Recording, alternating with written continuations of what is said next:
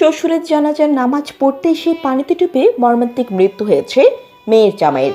শোকে ভারী হয়ে উঠেছে দুই পরিবার।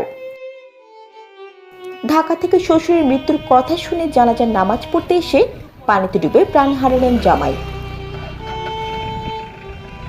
এমন মর্মান্তিক ঘটনা ঘটেছে পটুয়াখালীর বাউফল উপজেলায় নমালা ইউনিয়নের নগর হাটখোলা গ্রামের মোতালেবের জানাজার নামাজ পড়তে এসে তার জামাই মোহাম্মদ মিলন পুকুরে গোসল করতে নেমে পানিতে ডুবে মারা যায়।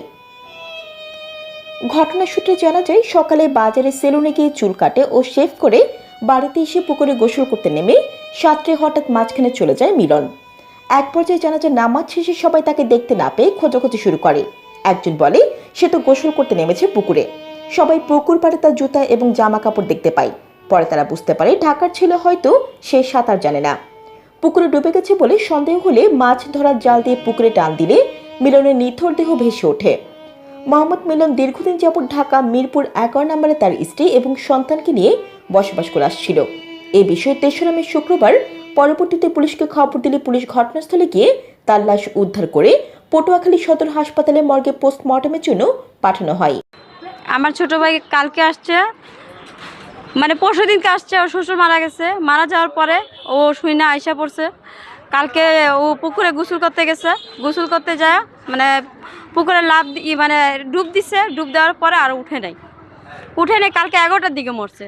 এখন পর্যন্ত আমাদের লাশ দেওয়া হচ্ছে না। তার লাশটা ফুলে গেছে। আমরা এই কালকে রাত থেকে আমরা মিলন তার ঠিকানা কোথায়? মিরপুর 11। মিরপুর 11? হ্যাঁ হ্যাঁ, স্থানীয়। মিরপুর 11? হ্যাঁ। বয়স কত হবে তার? বয়স কত? 27 বছর। হ্যাঁ, আমার ছোট দুটা ছেলে। আপনার বোনের সাথে বিবাহ হয়েছে? না, আপনার কি হয়? আমার ভাইয়ের বউ হয়। আপনার ভাইয়ের বউ? হ্যাঁ, ছোট ভাইয়ের বউ। এক ছেলে এক মেয়ে আছে। বলবো আমার বাবা মারা গেছে। তো বাবা মারা গেছে বুধবার সকাল 7টার দিকে।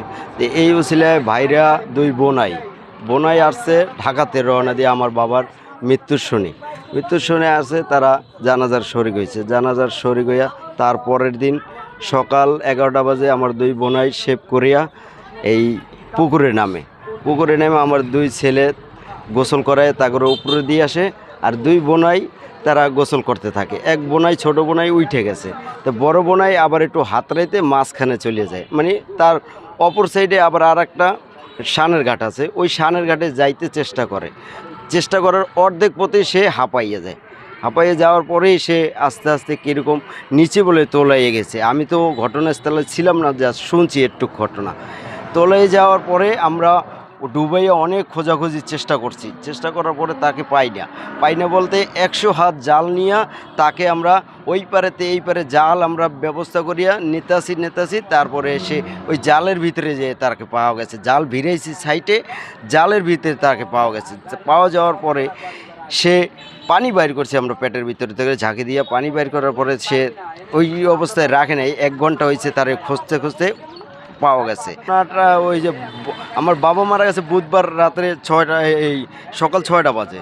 তাই আসর বাদে জানাজার পরের দিন বৃহস্পতিবার গতকালকে বৃহস্পতিবার গেছে। ওই দিন 11টা বাজে শেভ করিয়া দুই বোনাই আমার গোসল করতে যাইয়া এক বোনাই বলে ডুব দিছে। তার ছোট ছেলে দেখছে ডুব দিছে, পরে তার বাবা আর ওঠে না। জোরে একটা চিৎকার দিছে যেন এরকম। আমার বাবা তো আর ওঠে না। আর আমরা ঝাপড়াই দিয়ে পড়িয়া নামছি। নেমে তো গাইয়া কতক্ষণ নিঃশ্বাস রাখতে পারে ওই পানির ভেতরে। আমরা বিচ্ছে আর পাইনি পরে 100 হাত জাল নিয়ে টান দিয়া দেখি জালের ভিতরেই আসছে। ঝাঁকি দিয়ে পানি বের করে বাউফল নিয়ে